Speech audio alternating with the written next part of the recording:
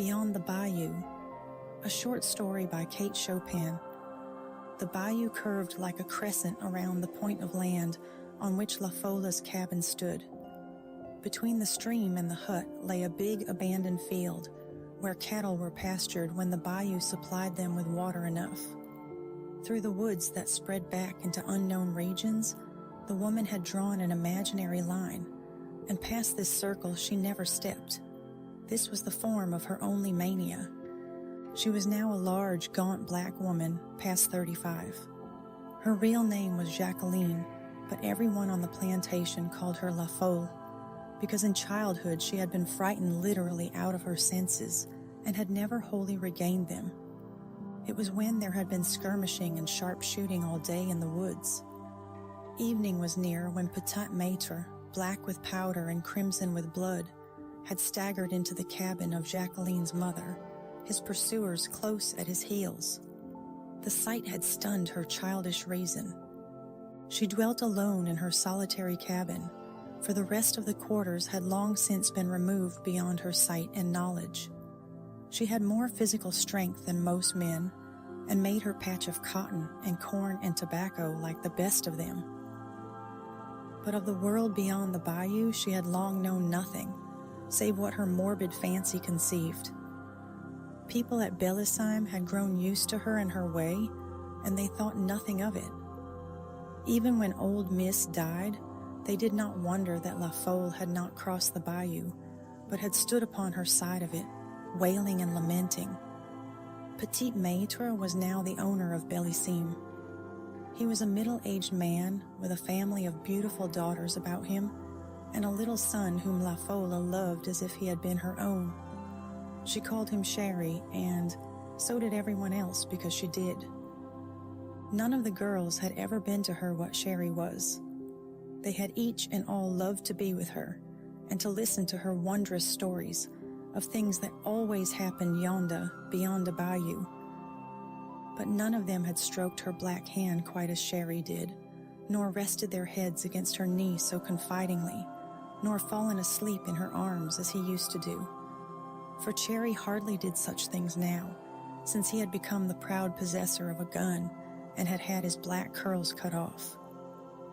That summer, the summer Chéri gave Folle 2 black curls tied with a knot of red ribbon, the water ran so low in the bayou that even the little children at Bellisheim were able to cross it on foot, and the cattle were sent to pasture down by the river. Folle was sorry when they were gone, for she loved these dumb companions well, and liked to feel that they were there, and to hear them browsing by night up to her own enclosure. It was Saturday afternoon when the fields were deserted. The men had flocked to a neighboring village to do their week's trading, and the women were occupied with household affairs, Folle as well as the others. It was then she mended and washed her handful of clothes, scoured her house, and did her baking. In this last employment she never forgot Chéri. Today she had fashioned croquignoles of the most fantastic and alluring shapes for him. So when she saw the boy come trudging across the old field with his gleaming little new rifle on his shoulder, she called out gaily to him, "Chéri, Chéri!" But Chéri did not need the summons, for he was coming straight to her. His pockets all bulged out with almonds and raisins, and an orange that he had secured for her from the very fine dinner which had been given that day up at his father's house. He was a sunny-faced youngster of 10. When he had emptied his pockets, Folle patted his round red cheek, wiped his soiled hands on her apron, and smoothed his hair. Then she watched him as, with his cakes in his hand, he crossed her strip of cotton back of the cabin and disappeared into the wood. He had boasted of the things he was going to do with his gun out there. "You think they got plenty deer in the wood, Folle?" he had inquired with the calculating air of an experienced hunter. "Non, non," the woman laughed. "Don't you look for no deer, Chéri. That's too big. But you bring Folle 1 good fat squirrel for her dinner tomorrow, and she go and be satisfied." "1 squirrel ain't a bite. I'll bring you mowing one, Folle." he had boasted pompously as he went away. When the woman, an hour later, heard the report of the boy's rifle close to the wood's edge, she would have thought nothing of it if a sharp cry of distress had not followed the sound.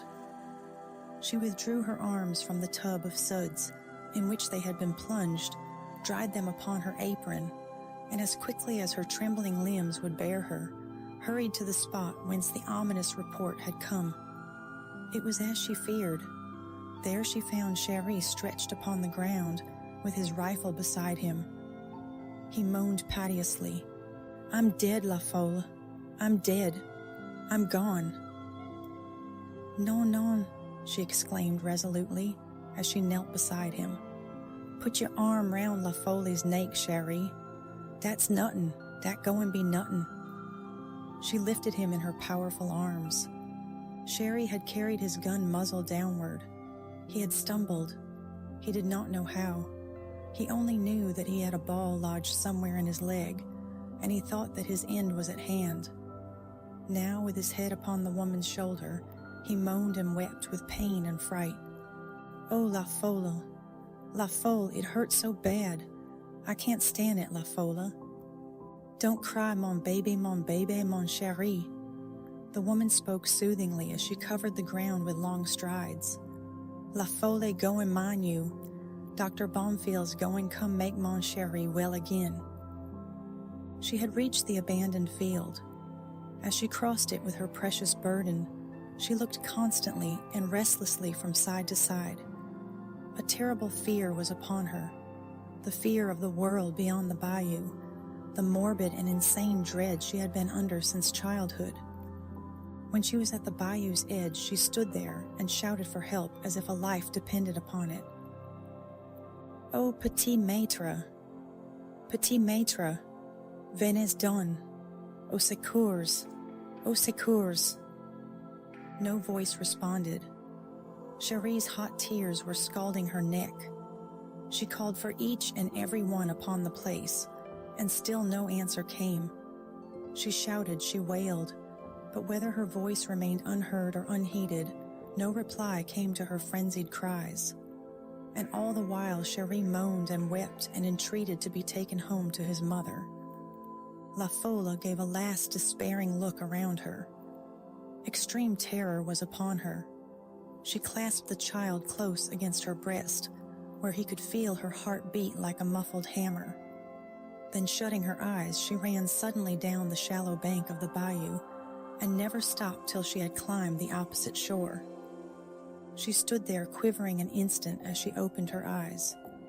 Then she plunged into the footpath through the trees. She spoke no more to Chéri, but muttered constantly, "Bon Dieu, ayez pitié La Folle. Bon Dieu, ayez pitié moi." Instinct seemed to guide her.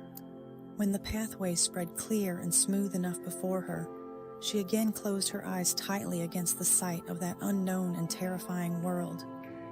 A child, playing in some weeds, caught sight of her as she neared the quarters. The little one uttered a cry of dismay. "La Folle!" she screamed in her piercing treble. "La Folle d'un cross de barrière." Quickly the cry passed down the line of cabins. "Yonda, La Folle d'un cross de bayou." Children, old men, old women, young ones with infants in their arms, flocked to doors and windows to see this awe-inspiring spectacle. Most of them shuddered with superstitious dread of what it might portend. "She totin' Chéri," some of them shouted. Some of the more daring gathered about her and followed at her heels, only to fall back with new terror when she turned her distorted face upon them. Her eyes were bloodshot, and the saliva had gathered in a white foam on her black lips. Someone had run ahead of her to where Petit Maître sat with his family and guests upon the gallery. "Petit Maître, La Folle d'un cross de bayou." Look her yonda totin' Chéri." This startling intimation was the first which they had of the woman's approach. She was now near at hand. She walked with long strides. Her eyes were fixed desperately before her, and she breathed heavily as a tired ox. At the foot of the stairway which she could not have mounted, she laid the boy in his father's arms. Then the world that had looked red to La Folle suddenly turned black, like that day she had seen powder and blood. She reeled for an instant. Before a sustaining arm could reach her, she fell heavily to the ground. When La Folle regained consciousness, she was at home again, in her own cabin and upon her own bed.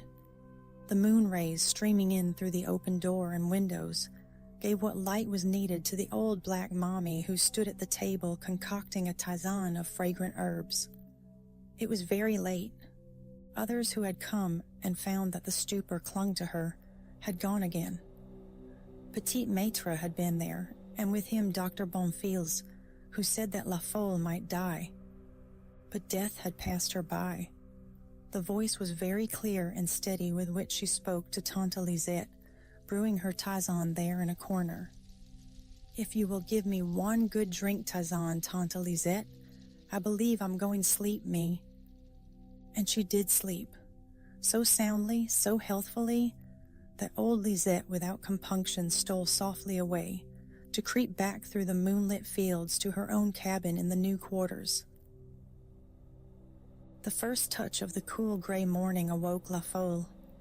She arose calmly, as if no tempest had shaken and threatened her existence but yesterday. She donned her new blue cottonade and white apron, for she remembered that this was Sunday. When she had made for herself a cup of strong black coffee and drunk it with relish, she quitted the cabin and walked across the old familiar field to the bayou's edge again. She did not stop there as she had always done before, but crossed with a long, steady stride, as if she had done this all her life.